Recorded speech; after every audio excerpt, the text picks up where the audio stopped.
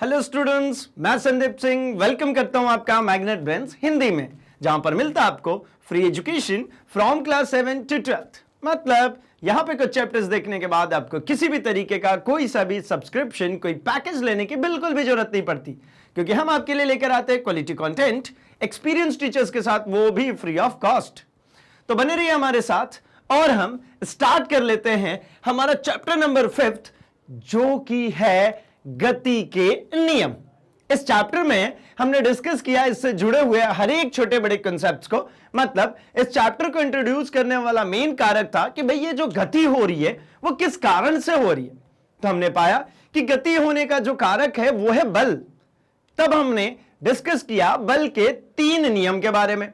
प्रथम, द्वितीय एवं तृतीय नियम न्यूटन के अकॉर्डिंगली, जो कि बेस्ड थे किसी न किसी फिजिकल क्वांटिटी या फिजिकल पॉइंट्स पे बात कर ले। तो जैसे जड़त्व पे बेस्ड था हमारा पहला नियम, दूसरा हमारा मोमेंटम पे मतलब संवेग पे आधारित था, और तीसरा जो नियम था वो क्रिया और प्रतिक्रिया बल पे आधारित था। अब इसी संदर्भ में आगे बढ़ते हुए हम पहुंच चुके हैं घर्षण बल के बारे में। इस सेशन में हम डिस्कस करने वाले हैं घर्षण बल के बारे में।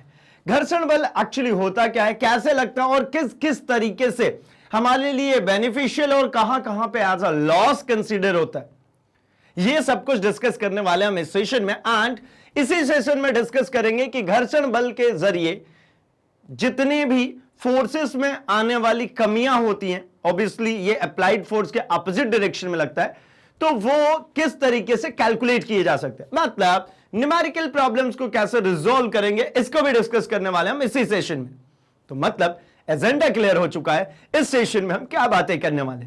तो भाई फटाफट सब तैयार हो जाइए, शुरू करते हैं हम इस सेशन को, क्योंकि ये बहुत ज्यादा इंपॉर्टेंट रोल प्ले करता है भाई हमारे पूरे मैकेनिक्स में। क्योंकि जहां भी फोर्स अप्लाई होगा उसके अपोजिट डायरेक्शन में ये बैठे होंगे भाई साहब घर्षण। तो फटाफट से तैयार हो जाइए इसके लिए, क्योंकि ये जेई एस्पिरेंट हो या आप नीट एस्पिरेंट हो या फिर आप बोर्ड एग्जामिनेशन के लिए प्रिपरेशन कर रहे हैं, हर जगह पे ये इंपॉर्टेंस रखता है। तो चलिए शुरू करते हैं। घर्षण है क्या? तो घर्षण बल का मतलब जैसे आपने बहुत पहले से ही सुना हुआ है इसके बारे में, बट स्टिल हम शुरुआत से शुरू कर रहे हैं, परेशान नहीं होना। चलिए देखिए घर्षण कैसा होता है भाई। तो जैसे आप दोनों हाथों को रखिए और ऐसा रबिंग। अब ये क्या हो रहा है, ये मैं फोर्स लगा रहा हूं, हाथ स्लिप हो जानी चाहिए, लेकिन नहीं हो रही। क्या हो रहा है भाई, कुछ रुकावटें। अब क्या करें, अगर ये हाथ जो है ये थोड़ा सा ऑयली होता तो जैसे हम इस हाथ को ऑयली कर ले तो थोड़ा सा स्मूथली ये मूव हो सकेगा। मतलब समझ में आता है, फ्रिक्शन कुछ इस तरीके का फोर्स है जो मेरे लगाए गए फोर्सेस को क्या करता है भाई, कम कर देता है। मैंने जितना भी फोर्स अप्लाई किया उसमें कम कर देता है। तो क्या मैं हाथ को ऐसा करके चलूंगा तो अभी भी होगा क्या? तो अभी समझ में आता नहीं यार, अभी तो कुछ भी नहीं हो रहा। मतलब इसके लिए एक बात समझ में आई कि ये कांटेक्ट में होना चाहिए। अगर ये कांटेक्ट में नहीं है तो फिर फ्रिक्शनल फोर्स का कोई रोल नहीं। मतलब फ्रिक्शनल फोर्स कैसा है भाई, ये एक तरीके का कांटेक्ट फोर्स है। घर्षण बल भी एक कांटेक्ट फोर्स है। मतलब कांटेक्ट फोर्स वाले जो स्पर्शी बल वाले रूल्स होंगे वो सब कुछ फॉलो करेगा। ठीक है, आइए जरा हम समझते हैं इसको और विस्तृत। तो देखिए, जब दो पिंड परस्पर संपर्क में होते हैं एवं एक वस्तु दूसरी वस्तु के पृष्ठ पर गति करती है, तो इसके संपर्क तलों के बीच में एक बल कार्य करता है जो वस्तुओं की गति का विरोध करता है। इस बल को ही घर्षण बल या फिर फ्रिक्शनल फोर्स कहते हैं। एक बात समझ में आती है, यहां पर कुछ कॉमन फैक्टर्स है, जैसे गति। मतलब एक पृष्ठ को दूसरे पृष्ठ के ऊपर गति करनी चाहिए, और कहां लगेगा भाई, तो सिर्फ संपर्क तलों के बीच में। तो ये कैसे होता होगा, आइए जरा हम ऐसा समझते हैं। सी देखिए, जब हमने एक ऑब्जेक्ट के ऊपर दूसरे ऑब्जेक्ट को रखा और उसको माइक्रोस्कोपिक लेंसेज के जरिए देखा, तो हम कुछ इस तरीके के स्ट्रक्चर पाए।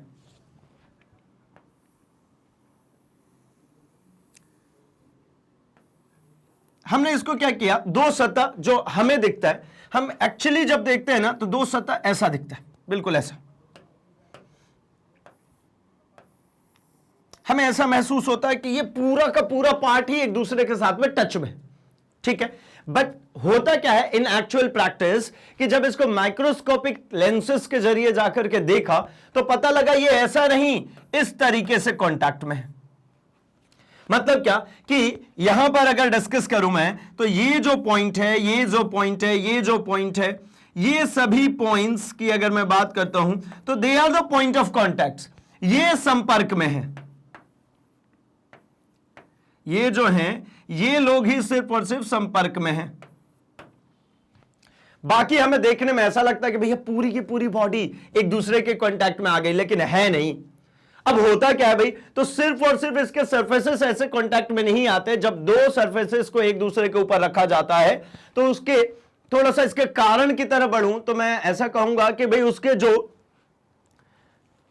अणु होते हैं, उसके जो मॉलिक्यूलर फोर्सेस होते हैं, वो फोर्सेस एक्ट करना शुरू हो जाते हैं। इन दोनों के बीच में इनके मॉलिक्यूलर फोर्सेस एक्ट करना शुरू करते हैं।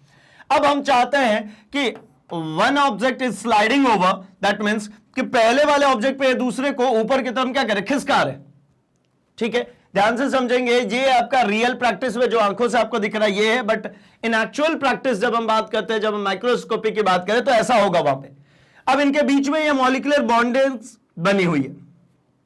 ये मॉलिक्यूलर बॉन्ड जो यहां पर बनी हुई है, जब आप इसको आगे की तरफ लेकर के बढ़ेंगे तो ये मॉलिक्यूलर बॉन्ड्स को इनको क्या पड़ेगा, तोड़ना पड़ेगा।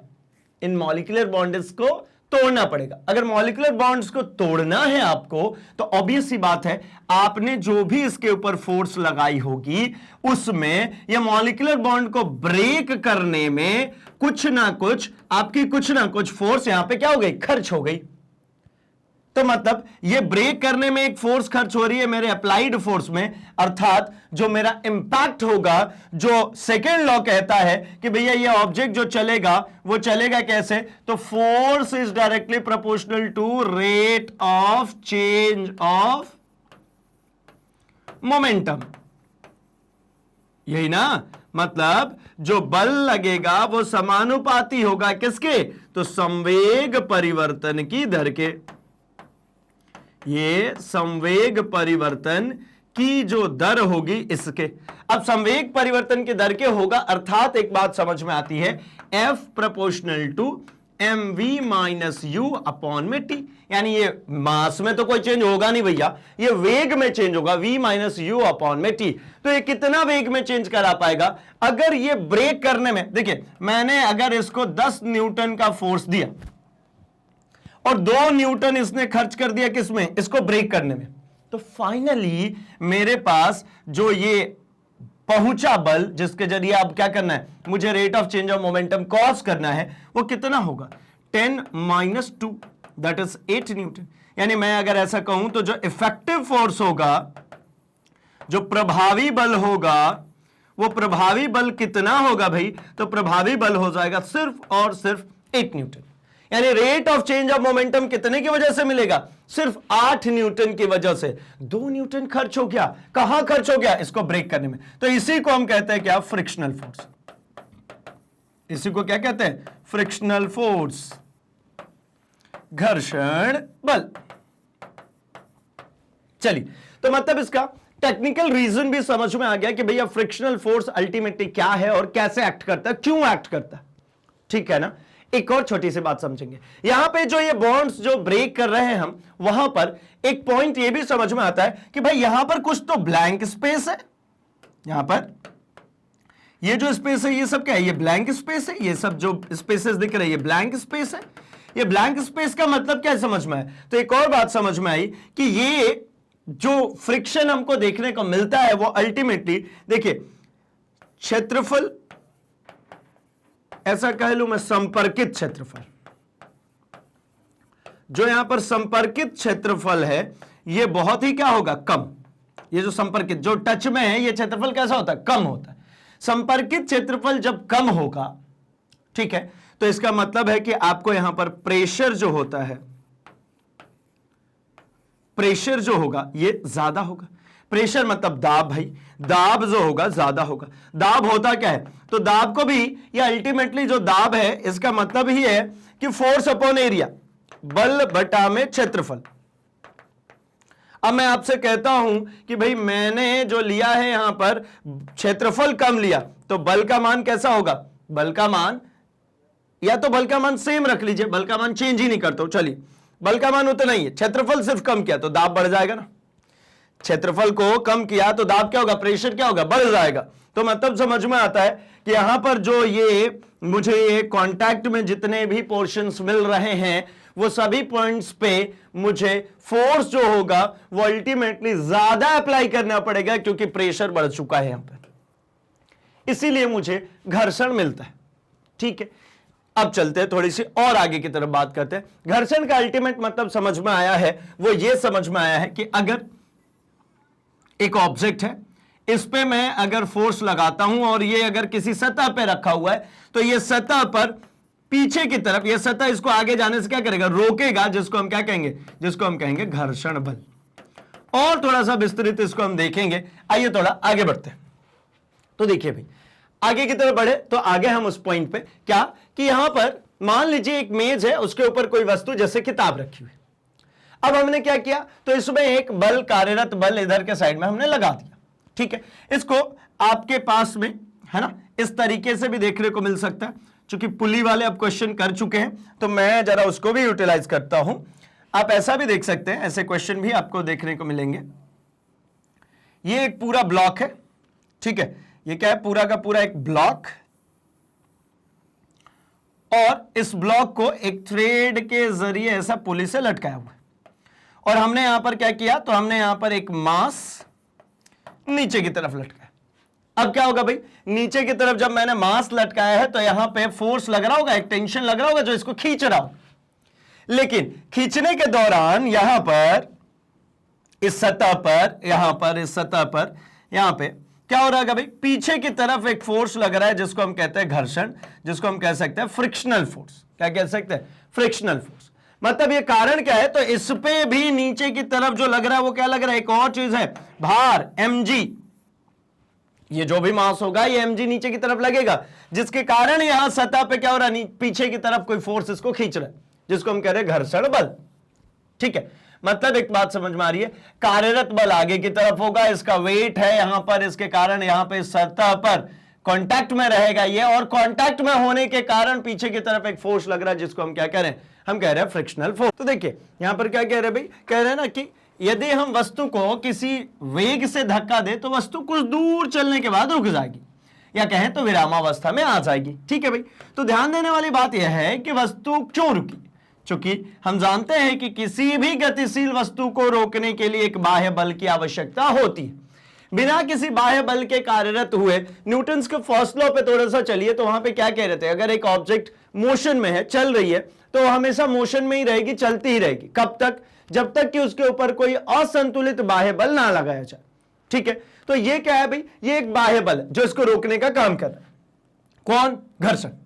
अतः इस प्रकार से स्पष्ट होता है कि वस्तु तथा मेज के संपर्क तलों के बीच एक बल कार्यरत है जो इनकी गति का विरोध करता है। इस बल को ही घर्षण बल कहते हैं, जैसा कि चित्र द्वारा स्पष्ट है, मतलब जो आपको डायग्राम दिख रहा है यहां से आपको क्लियरली विजिबल है।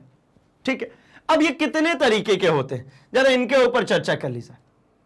ठीक, तो चलिए थोड़ी सी हम बात करके आते हैं इसके बारे में कि अगर एक सिंपल सॉर्टेड सी केसेस बनाते हैं। ठीक है, कैसे केसेस बनाएंगे, तो केसेस ऐसा बनाते हैं, आइए देखते हैं। हम यहां पर डायग्राम प्लॉट कर लेते हैं। हमारे पास ये एक सरफेस है, ठीक है, यहां पर इस सरफेस के ऊपर यहां पर हमने एक लगा दी क्या, पुली, थोड़ी सी छोटी पुली लगाते, ये हमने लगा दी एक पुली। अब क्या करना है भाई, तो अब हमको एक ऑब्जेक्ट रखना है, और उस ऑब्जेक्ट को लीजिए हमने यहां पर रख दिया, ये एक ऑब्जेक्ट आ गया, दोनों के बीच में एक हल्का सा स्पेस छोड़ता हूं जहां पर मैं एक्सप्लेन करना चाहूंगा फोर्सेस को। ठीक है, अब क्या करें, तो इसको एक डोरी की सहायता से, एक डोरी की सहायता से हमने इसको बांध दिया। ठीक है, बाकी का हिस्सा ये ऐसा आ जाएगा, और अभी ये सीधी डोरी से यहां तक बंध गया। क्या करूं मैं इसमें? तो इसमें अपने को पता है भाई एक और वेट लटका दिया जाए, चलिए एक और वेट लटका देते हैं, एक और यहां पर हमने रख दिया वेट। ठीक है, अब क्या होगा, तो इन सभी जगहों पर मुझे कुछ कुछ बातें समझ में आती है। सबसे फर्स्ट तो समझ में आता है कि यहां से नीचे की तरफ एक फोर्स काम कर रहा होगा, है ना, mg, इसको अगर मैं कहूं तो m1g कह लेता हूं। ठीक है, अच्छा, इसी तरीके से ये जो ऑब्जेक्ट होगा इसके ऊपर भी नीचे की तरफ काम कर रहा होगा कौन, mg, और इसके ऊपर इधर के डायरेक्शन में, अभी अल्टीमेटली मैं फोर्स ही लिख रहा हूं, होने को ये टेंशन से डिनोट करते थे हम, फोर्स ही है ना अल्टीमेटली टेंशन, तो हम एफ से डिनोट कर ले रहे हैं। ठीक है, अब क्या हो रहा होगा जरा ध्यान से अगर समझे, तो मैंने सबसे पहले यहां पर एक छोटा सा मास अगर लगाया होगा, मतलब m1g का मान पहले छोटा रहा होगा, तो क्या करेगा, जरा एक ग्राफ के जरिए समझने की कोशिश करते हैं।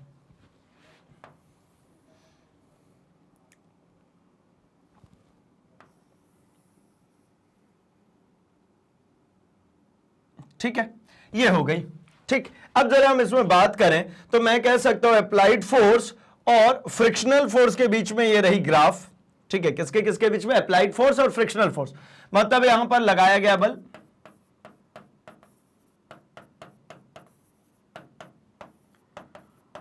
और वाई एक्सिस जो आपको दिख रही है ये कौन सा भाई, ये घर्षण बल।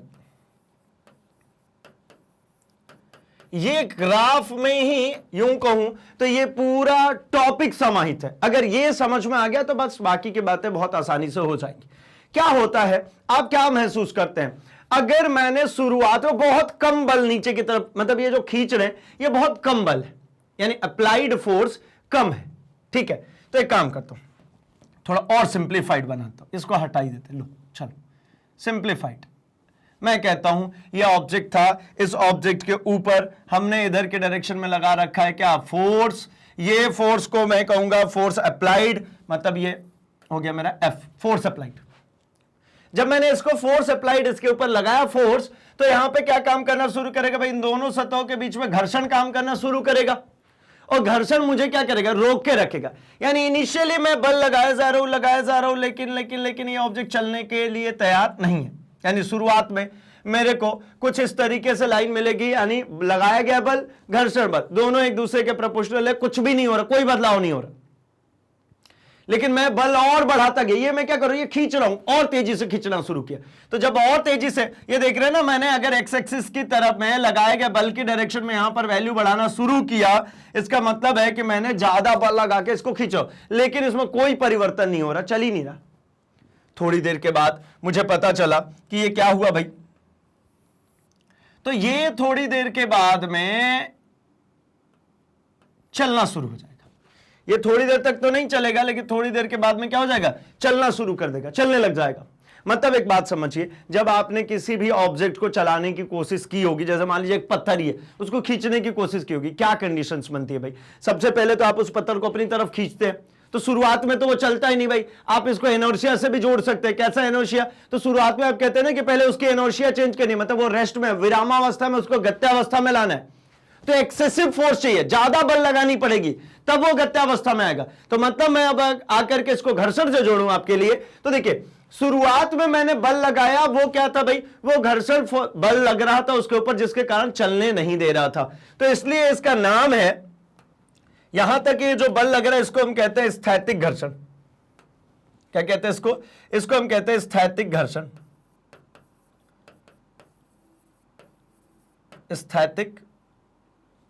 स्थैतिक घर्षण। ठीक है, मैं ऊपर लिख लेता हूं, स्थैतिक घर्षण। अब क्या हुआ, तो मैंने जब बल लगाते लगाते एक ऐसी लिमिट पे पहुंचा जिसके बाद वो चलनी शुरू हो गई। तो जब चलने लगी ना, तब मेरे को एहसास हुआ कि भाई ये तो बड़े हल्के तरीके से चल रही है। मतलब पहले जितना बल लगाया था इसको चलाने के पूर्व, जब चलना शुरू हो गई तो कंपैरेटिवली फोर्सेस कम लगनी शुरू हो गई। मतलब क्या क्या कह रहा हूं, आइए जरा देखते हैं हम इन ग्राफिकल मेथड से, थोड़ा सा इजीली समझ में आ जाएगा। देखिए ये दो कंडीशंस हैं, ठीक, इसको हम कहते हैं ये जो पॉइंट दिख रहा है, इसको हम कहते हैं सीमांत घर्षण। क्या कहते हैं इसको? सीमांत घर्षण। और इसको कहते हैं हम गतिज घर्षण। अब ये पूरी बातें बहुत इजीली समझ में आ जाएगी। क्या हुआ, जब शुरू में मैंने ज्यादा बल लगाया, तो ये देखिए ज्यादा बल लगाया, मैं एक एक्स्ट्रा फोर्स लगा करके यहां तक पहुंचा हूं, लेकिन थोड़ी देर बाद जब वो चलने लग गई, उसकी टेंडेंसी हो गई चलने की, तो मुझे अब घर्षण बल पहले के कंपैरिजन में कम महसूस होगा। तो ये देखिए, ये जो है ये थोड़ा सा घट गया और घट करके आ गया, ये सीधे स्ट्रेट चलने लग गया, अब वो चल रही है, वो गतिज। सीमांत का मतलब क्या है? इसका बहुत इंपॉर्टेंट रोल है भाई, है ना। इसको जो स्थैतिक है उसको Fs लिखते हैं, मतलब ऐसा कहते हैं इसको कि स्टैटिक फ्रिक्शन कहलाता है। ये जो सीमांत दिख रहा है इसको हम कहते हैं Fs मैक्स, और घर्षण, गतिज घर्षण को कहते हैं हम Fk, मतलब काइनेटिक फ्रिक्शन।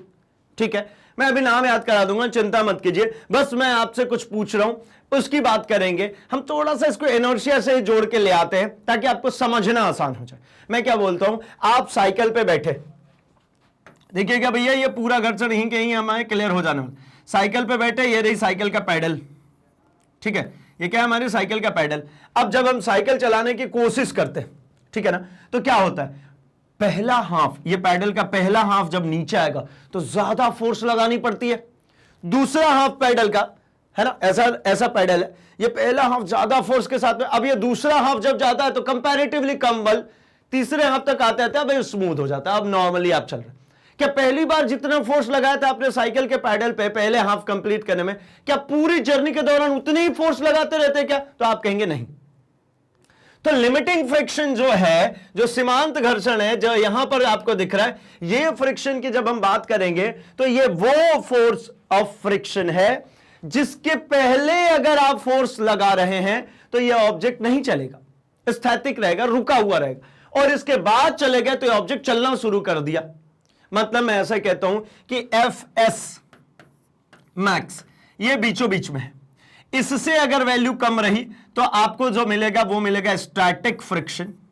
क्या मिलेगा? Static friction. स्टैटिक फ्रिक्शन मतलब स्थैतिक घर्षण। और जैसे ही इससे आगे बढ़ गए तो आपको मिलेगा Fk, मतलब क्या भाई? गतिज घर्षण। यानी आपको अब मिलना शुरू हो जाएगा काइनेटिक फ्रिक्शन। क्या मिल जाएगा? Kinetic friction. बहुत आसान है। क्या भाई? तो ये बहुत आसान है कि जो Fs है यही वो डिसाइडिंग पोर्शन। ऐसा समझते हो, रेड लाइट, येलो और ग्रीन लाइट, जब सिग्नल्स की बात करते हैं तो ये इसके पहले वाला रेड लाइट है, स्थैतिक, चलना ही नहीं है, और येलो जैसे हुआ अब भैया रेडी है, मतलब सीमांत फ्रिक्शन पे आगे, इससे थोड़ा सा भी बल ज्यादा लगा दोगे तो चल देगा। और स्थैतिक फ्रिक्शन से अगर कम की बल लगा रहे हैं तो भैया वो ऑब्जेक्ट नहीं चलने वाला, जहां है वहीं के वहीं रहेगा। लेकिन जैसे ही चलना शुरू कर देता है, इसका मान घट क्यों जाता है? तो घटने का कारण है कि अब उसकी टेंडेंसी हो गई कि वो गत्यावस्था में ही रहेगा, तो जितना पहले वो रोकने में लगा रहा था उससे कम बल में ही अब क्या करेगा? चलना शुरू हो जाएगा। यानी आपको अपोजिशन फोर्स, जो घर्षण जो विपरीत दिशा में लग रहा था, वो अब कम लगना शुरू हो जाएगा। यहीं पर ये पूरी बातें समझ में आती है और क्लियर भी हो जाती है। तो मैं एक एक करके पॉइंट्स को आपके लिए डिस्क्राइब कर देता हूं। मैं जरा बात कर लेता हूं स्थैतिक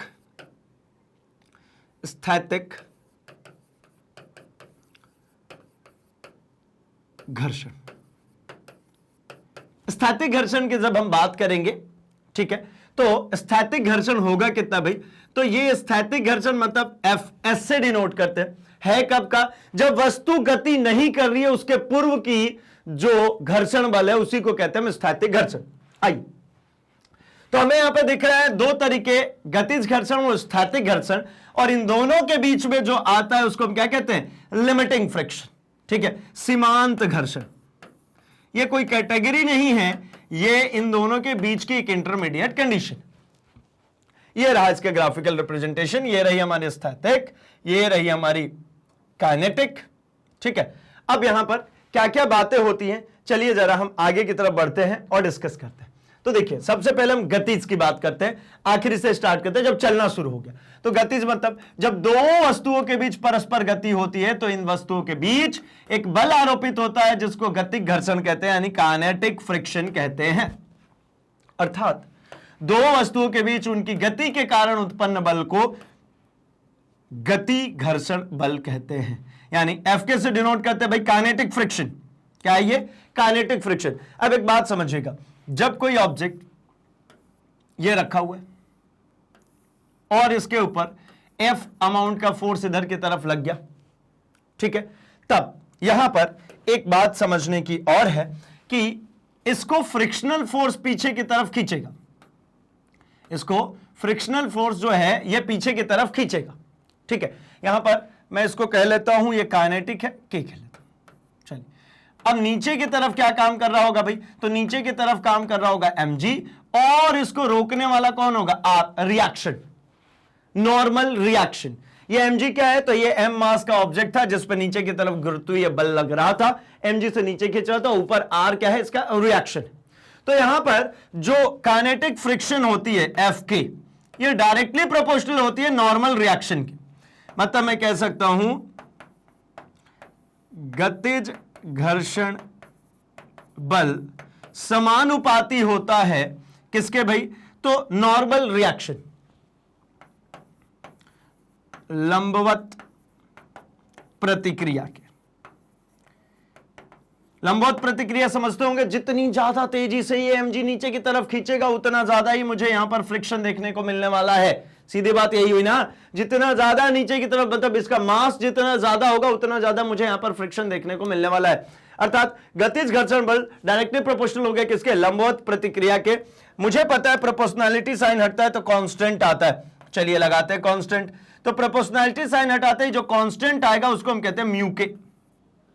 म्यू क्या है इसके बारे में और आगे अभी चर्चा करेंगे। अभी के लिए इसको समझ सकते हैं कि ये गतिज घर्षण गुणांक है। ये क्या है? गतिज घर्षण गुणांक। अभी हम आगे एंगल ऑफ रिपोज की डिस्कशन करेंगे, फ्रिक्शनल एंगल की डिस्कशन करेंगे, तब हम इसके बारे में चर्चा करेंगे ये अल्टीमेटली म्यू के है क्या, है ना। कॉमनली कर लेंगे, तीनों में ही आता है। जरा देखिएगा, मैं आपको एक बात बताता हूं, ये आर रिएक्शन है और एफ के ये जो काइनेटिक फ्रिक्शन है, आर रिएक्शन हो गया और एफ के क्या हो गया? Kinetic friction.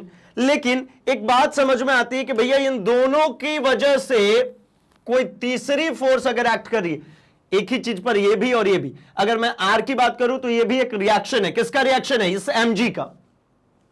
और ये एफ के जो है ये भी एक तरीके से मानूं तो ये एफ के अपोजिट डायरेक्शन में लग रही है भाई। अब दो फोर्सेस अगर 90 डिग्री पे लग रहे हैं तो एक बात क्लियर होती है कि ना तो ये ऑब्जेक्ट इधर मूव होने वाला, ना ही यहां पे, यानी ये एक अलग जगह आएगा। इसको क्या कहेंगे? एफ के तथा आर का, ये एफ के तथा आर का जो रिजल्टेंट होगा, है ना, परिणामी, ठीक है, ऐसा लिख लेता हूं। इन दोनों का जो परिणामी बल होगा, परिणामी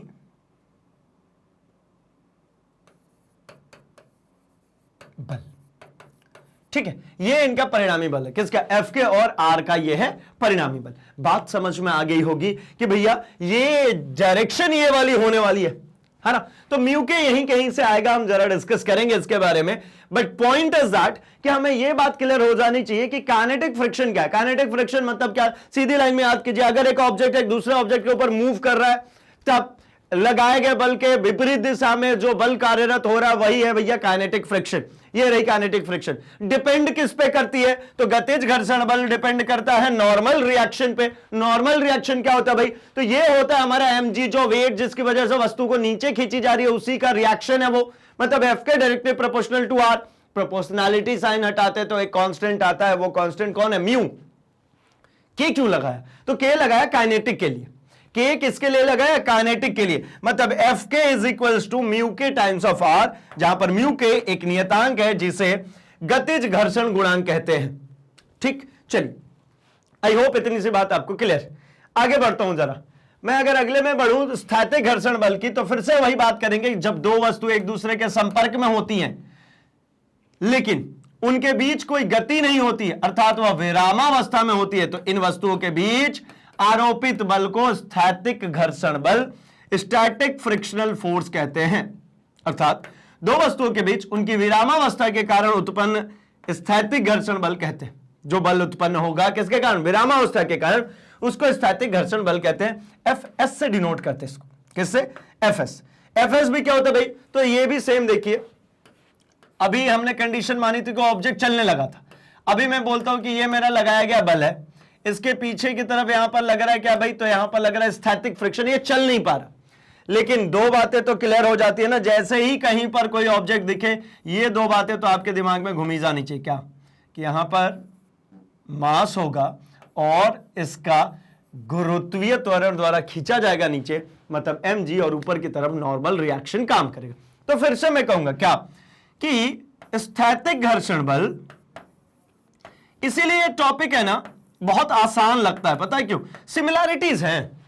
यहां पे स्थैतिक घर्षण की बात कर, चलिए स्थैतिक घर्षण बल समानुपाती होता है किसके भाई?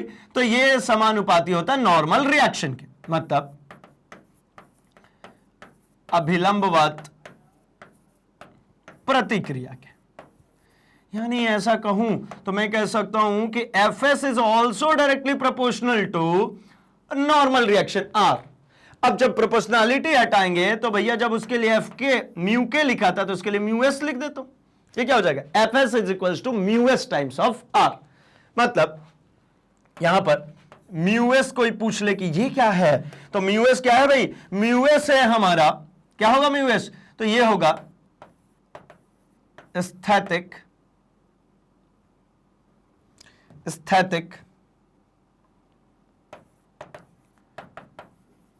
घर्षण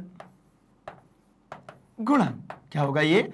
स्थैतिक घर्षण गुणांक। सिंपल है ना, जैसे वो गतिज घर्षण गुणांक था, ऐसे स्थैतिक घर्षण गुणांक।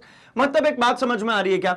वो ये समझना की कोशिश कीजिए कि चाहे वो काइनेटिक फ्रिक्शन हो या फिर वो स्टैटिक फ्रिक्शन हो, दोनों ही प्रोपोर्शनल होते हैं किसके? नॉर्मल रिएक्शन के। किसके? नॉर्मल रिएक्शन के। एक और मजेदार बात अगर बताऊं तो आप देखिए ना, इनका पॉइंट ऑफ कांटेक्ट, यानी मैं कहूं सरफेस कांटेक्ट का जो सरफेस है ना, जितने टच में हो रहा, उस पर तो कोई निर्भरता ही नहीं है भाई।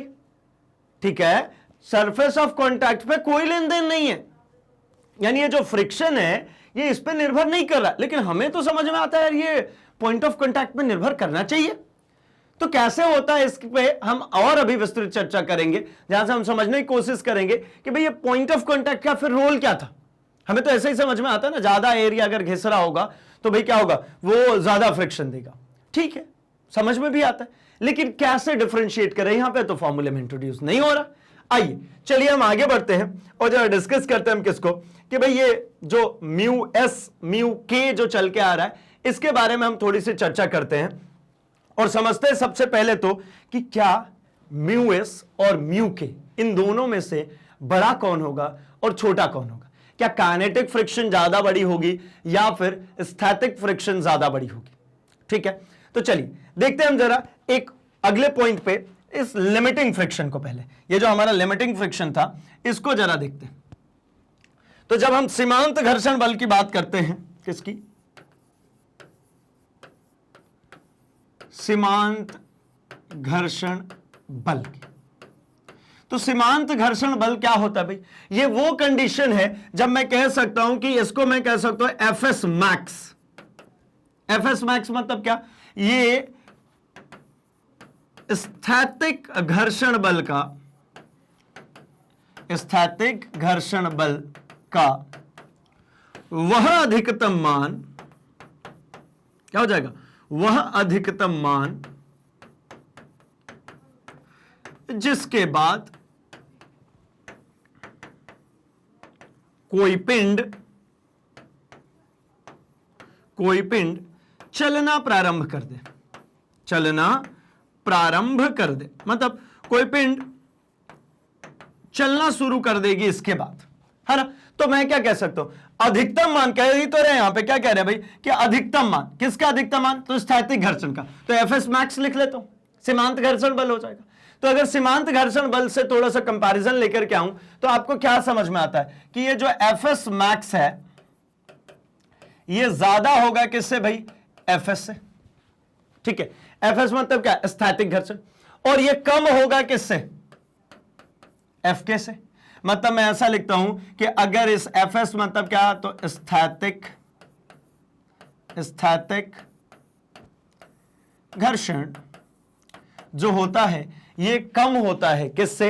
ये कम होता है हमारे सीमांत, ये हमारे सीमांत घर्षण बल से कम होगा। और काइनेटिक जो है, ठीक है, काइनेटिक जो है ये काइनेटिक की बात करते हैं, सॉरी यहां पे काइनेटिक की। तो काइनेटिक मुझे पता है कैसा भाई, तो काइनेटिक जो हमारा एफएस मैक्स है इससे हमेशा कैसा होगा? इससे हमेशा कम होगा। मतलब एफ के जो होगा ये हमारा हमेशा ही एफएस मैक्स से कैसा होगा? कम होगा। तो इसी तरीके से लिख लेते हैं, हम लिख लेते हैं F k is less than FS max. मतलब गतिज घर्षण छोटा होगा किससे भाई? सीमांत घर्षण से। यानी सीमांत घर्षण अधिकतम मान है, घर्षण बल का अधिकतम मान है कौन? सीमांत घर्षण। यानी स्थैतिक घर्षण भी कम होता है इससे और गतिज घर्षण भी इससे कम ही होगा। ठीक है, अब एक और पॉइंट समझते हैं। स्थैतिक घर्षण और हमारा जो सीमांत घर्षण है और गतिज घर्षण है, इन तीनों को अगर मैं रिलेट करना चाहूं तो थोड़ा सा मैं इस ग्राफ पे आता हूं जहां से हमें थोड़ी सी बात समझ में आएगी कि भाई देखिए एफएस जो है, एफएस मतलब समझ गए होंगे क्या भाई? तो हम बात करना चाह रहे हैं किसकी? हम स्टैटिक फ्रिक्शन की। स्टैटिक फ्रिक्शन का मैक्सिमम वैल्यू ये रही और काइनेटिक फ्रिक्शन की वैल्यू ये रही। अब यहां से अगर आप दोनों को रिलेट करेंगे तो आपको कैसा महसूस होता है? एफएस जो होगा वो हमेशा ही ज्यादा होगा किससे? एफके से। मतलब मैं यहां पे कह सकता हूं कि भाई एक और यहां पर पॉइंट बनाता हूं, एफएस जो होगा, एफएस जो होगा ये ऑलवेज ग्रेटर देन किससे होगा? एफके से। काइनेटिक फ्रिक्शन से हमेशा ज्यादा होगा। तो अगर इन दोनों की बात की जाए अगली लाइन में तो एफएस मतलब आप क्या कहेंगे? आप कहेंगे ना mu S R is greater than mu के आर। तो मैं ऐसा भी तो कह सकता हूं, जब आप ये कहने को तैयार हैं, ये आर से आर कैंसिल हुआ, क्या बचेगा? तो आपके सामने बच जाएगा mu S is greater than mu के। मतलब मैं एक और लाइन लिख सकता हूं क्या? तो मैं लिख सकता हूं स्थैतिक फ्रिक्शन, स्थैतिक घर्षण जो होगा ये सदैव ज्यादा होगा गतिज घर्षण के। बात भी समझ में आती है भाई, कोई चीज रुका है उस समय जो घर्षण बल उसके ऊपर अप्लाई हो रहा है, चलने लगेगा तब के घर्षण बल से हमेशा ज्यादा ही रहेगा। ठीक, तो चलिए घर्षण बल के बारे में तीनों की कंडीशन समझ में आ गई, मतलब रिलेट हो गए और यहां तक की बात आपको क्लियर भी हो गई कि ये हमारा जो गतिज घर्षण बल है, स्थितिज है और इनके बीचों बीच में जो सीमांत आता है इनकी क्या एग्जिस्टेंस है। अब एक छोटी सी बात समझ में आती है कि हम जरा इनके नियमों के बारे में कुछ पढ़ लें, फिर हम आएंगे घर्षण कोण के ऊपर। तो देखिए नियम क्या कहते हैं? नियम कहता है कि घर्षण बल सदैव गतिशील वस्तुओं पर उनकी गति की दिशा के विपरीत आरोपित होता है। बात भी सही है ना, जिस डायरेक्शन में फोर्स लग रहा था ये हमेशा उसके किधर रहने वाला है? अपोजिट डायरेक्शन में रहने वाला। अच्छा, अगला, जब दो वस्तुएं परस्पर एक दूसरे के संपर्क में होती हैं तो उनके बीच में घर्षण बल अभिलंब प्रतिक्रिया यानी आर के अनुक्रमानुपाती होता है। मतलब मैं कह रहा हूं कि जब दो ऑब्जेक्ट्स एक दूसरे के कांटेक्ट में हैं तो उनके बीच में जो फ्रिक्शनल फोर्स लगेगा वो अभिलंब के प्रतिक्रिया के अनुक्रमानुपाती होता है, जो हमने अभी बात की ना कि भाई F k is directly proportional to R, F s is directly proportional to R. ठीक है, तो मतलब ये अभिलंब नॉर्मल रिएक्शन के डायरेक्टली प्रोपोर्शनल। और नॉर्मल रिएक्शन किस पर निर्भर करता है भाई? तो नॉर्मल रिएक्शन मैं हर बार आपको सिखाता हूं कि जैसे ही कोई मास देखो तुरंत नीचे एमजी ड्रॉ करो, ऊपर नॉर्मल रिएक्शन, इसके बाद की बात बाद में करेंगे। ये दो काम तो बिल्कुल डायग्राम देखते समझ में आ जाना चाहिए। ठीक है, कि नीचे की तरफ गुरुत्वाकर्षण बल उसको खींच रहा है, गुरुत्वीय बल उसको खींच रही है, तो ये ऊपर की तरफ एक रिएक्शन देगा जिसको नॉर्मल रिएक्शन कहते हैं। अगला, घर्षण बल संपर्क में रखी वस्तुओं के क्षेत्रफल पर निर्भर नहीं करता। ये बहुत इंपॉर्टेंट लाइन है, ये बहुत बहुत बहुत ही ज्यादा इंपॉर्टेंट लाइन है। हमारा दिमाग कहता है निर्भर करता है, लेकिन यहां पर हमने फॉर्मूले से प्रूव किया ना बाबा ना, बिल्कुल नहीं। इनके कांटेक्ट पे, क्षेत्रफल पे निर्भरता नहीं है, निर्भरता नॉर्मल रिएक्शन पे है। नहीं तो पता है क्या होता? आप सिंपली समझिए, एक बहुत भारी भरकम सा, समझिएगा, बहुत ही भारी भरकम सा पत्थर मैं एक पहिया पे, है ना, एक पहिया ले लिया छोटा सा बिल्कुल, ताकि पहिए का पॉइंट ऑफ कांटेक्ट बिल्कुल कम हो। ठीक है, और इस पे कोशिश करता है ऐसे ऐसे, पहिया छोड़ो, पहिया में थोड़ा सा और दिमाग लग जाएगा। मैं ऐसा कहता हूं इस पूरे पत्थर को है ना ऐसा करता, एक नुकीली सी भाग पे इस पे मैं रख देता। अब मैं कहता मैं चलो भैया इसको खींचता हूं, ये बड़े आसानी से आ जाना चाहिए, बड़े भले भले बहुत बड़ा सा पत्थर है तो क्या हुआ, मैं फोर्स लगा रहा हूं, ये पॉइंट ऑफ कांटेक्ट दिख रहा है, ये संपर्कित क्षेत्र है, ये बहुत ही कम है, बिल्कुल नुकीली करके रखिए, खींच लो भैया आसानी से आ जाएगी। लेकिन भैया ना, ये तो क्षेत्रफल पर निर्भर ही नहीं करता। ये आप इतने छोटे पॉइंट ऑफ कांटेक्ट बनाएंगे तब भी पता है क्या करेगा, ये कहेगा अच्छा दिमाग लगाओगे, लो मैं तो ये हूं कौन, mg वेट नीचे की तरफ काम कर रहा है, इस पे नॉर्मल रिएक्शन r, मतलब इस जगह पे इस जगह पे क्या काम कर रहा होगा, नॉर्मल रिएक्शन r, ये उस पे डिपेंड करेगा। और नॉर्मल रिएक्शन ये जितना भारी वस्तु होगा उतना ज्यादा होगा, ये जितना हल्का वस्तु होगा उतना कम होगा। मतलब समझ में आता है कि भैया ये चालाकी नहीं चलेगी, यानी ये क्षेत्रफल पर निर्भर नहीं करता भैया, बिल्कुल दिमाग में फिट कर लीजिए। ये थोड़ा सा कहते समय और आपके सुनते समय अटपटा लगता है, लेकिन यही सत्य है कि भैया ये क्षेत्रफल पर निर्भर नहीं करता। आगे, घर्षण बल सदैव संपर्क में रखी वस्तुओं के बीच उसकी गति का विरोध कर, ऑब्वियसली ना, गति के विपरीत दिशा में लगाएंगे। कोई चल रहा है आगे की तरफ और इसके विपरीत दिशा में आप फोर्स लगाओगे तो भैया ये विरोध ही करने वाला है ना, ये अपोजिशन फोर्स ही है ना, तो ये हमेशा इसके विरोध में लगता है, यानी हमेशा इसको क्या करेगा, अपोज करेगा। ठीक है भाई, चलिए आगे बढ़ते हैं एंड अब जरा डिस्कस करने की कोशिश करते हैं कि ये घर्षण गुणांक जो है इसकी क्या कहानी, आखिर ये कहां से आया, क्यों आया।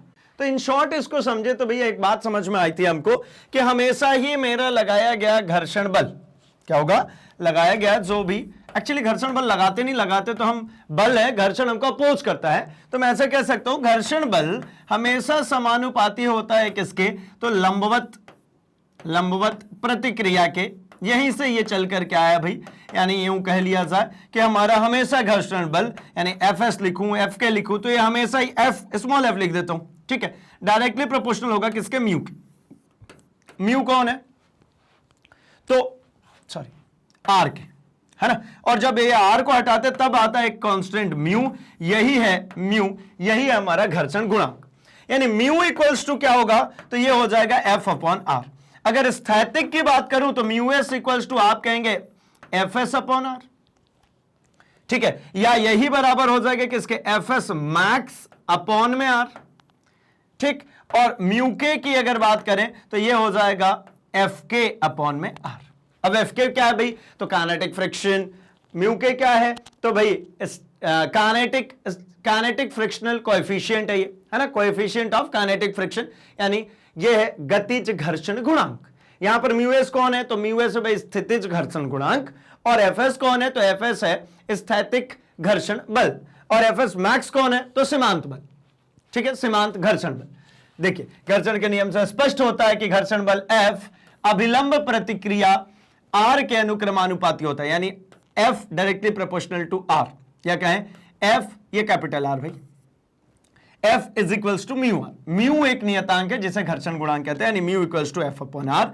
घर्षण गुणांक एक विमाहीन एवं मात्रकहीन राशि है, यह भी ध्यान में रखेंगे, क्योंकि देखिए ये भी एक फोर्स है, तो इसकी यूनिट क्या हो जाएगी, इसकी यूनिट होगी न्यूटन, और रिएक्शन, नॉर्मल रिएक्शन भी एक फोर्स था, दैट इज ऑल्सो न्यूटन, तो न्यूटन अपॉन न्यूटन करेंगे, मतलब ये क्या हो गई, ये विमाहीन हो गई, ये विमाहीन तथा क्या कह सकते हैं भाई, तो मात्रकहीन, मात्रक भी नहीं है ना, तो इसमें विमा है ना ही कोई मात्रक, मात्रक होगी नहीं तो विमा होगा ही नहीं। अल्टीमेटली कही जाए तो ये एक रेशियो है, ये अल्टीमेटली एक रेशियो, लेकिन थोड़ा सा आगे बढ़ेंगे तो हमें पता लगेगा कि ये म्यू कुछ अलग तरीके से और भी बिहेव कर रहा है। मतलब मैं बात करना चाहता हूं घर्षण कोण की। घर्षण कोण क्या है भाई, तो एक सीधी बात जो हमने यहां पर बात करी हुई है क्या, तो देखिए हमने यहां पर समझा हुआ है कि दो ऑब्जेक्ट्स, सॉरी एक ऑब्जेक्ट जिसके ऊपर जब फोर्स लगता है, मैं डायग्राम फिर से ड्रॉ करूंगा, ये रहा, इसके ऊपर एक ऑब्जेक्ट रखा है ना, सरफेस के कलर को चेंज कर देते भाई, चलिए ठीक है, इस सतह पे इस ऑब्जेक्ट को रखा गया। तो जब आपने इस ऑब्जेक्ट को रखा और इसको जैसे ही ऑब्जेक्ट को रखा, हमारा दिमाग तुरंत बिना टाइम पास के क्या करने लगता है, कहता भैया mg नीचे लगा दो और नॉर्मल रिएक्शन r ऊपर लगा दो। इसमें तो बिल्कुल हम देरी ही नहीं करते। किसमें? तो हम कहते हैं भैया कि ये है हमारा मास m, तो इस पे लगने वाला जो फोर्स है इधर नीचे की तरफ, ये हो गया मेरा mg, और ये नॉर्मल रिएक्शन r। तो मैं कहता हूं भैया ये तो हो गया इसकी इनिशियल कंडीशन, ये कभी भी रखा होगा, ये दो काम हो रहे होंगे। लेकिन मैं कहता हूं कि मैंने इसके ऊपर एक फोर्स लगाया है भाई, मैं चाहता हूं कि ये आगे की तरफ बढ़े, तो ये कहता है कि अच्छा आपने तो फोर्स लगा दिया, ये आपकी बात, लेकिन मैं भी तो कोई चीज हूं, मैं क्या करूंगा, तो मैं इसको रोक के रहूंगा। तो मतलब ये यहां पर लगाया गया, मैं कह देता हूं इसको अप्लाइड फोर्स, तो इस पे पीछे की तरफ इसके ऊपर फ्रिक्शनल फोर्स लग जाएगा। मैं इसको लिखता हूं FS max, maximum kinetic energy, वो कंडीशन, सॉरी मैक्सिमम यहां पर स्थैतिक फोर्स, वो स्थैतिक फोर्स, वो कंडीशन जहां पर अब इससे ज्यादा बल, थोड़ा सा भी ज्यादा बल लग गया ना, तो ये क्या होगा, ये ऑब्जेक्ट आगे की तरफ मूव हो जाएगा। तो मतलब मुझे एक बात पता चली है, क्या पता चली है पीछे से, तो मुझे पता चला है कि भैया ये एफएस मैक्स जो होता है ये डायरेक्टली प्रोपोर्शनल होता है नॉर्मल रिएक्शन के, यानी इसके ऊपर, इस ऑब्जेक्ट के ऊपर दो डायरेक्शन में ये फोर्सेस लग रही हैं, तो इनका दो डायरेक्शन में रिएक्शन भी लग रहा है, एक नॉर्मल रिएक्शन है और एक एफएस मैक्स। तो ये ऑब्जेक्ट के ऊपर इन दोनों का जब मैं रिजल्टेंट सॉल्व करूंगा, इन दोनों का रिजल्टेंट, तो मुझे पता है ना कि ये दोनों का रिजल्टेंट एक तीसरी डायरेक्शन में होगा, ना तो आर में ना एफएस मैक्स में। मैं इसको कह सकता हूं, ये जो दिख रहा है आपको, ये है हमारा परिणामी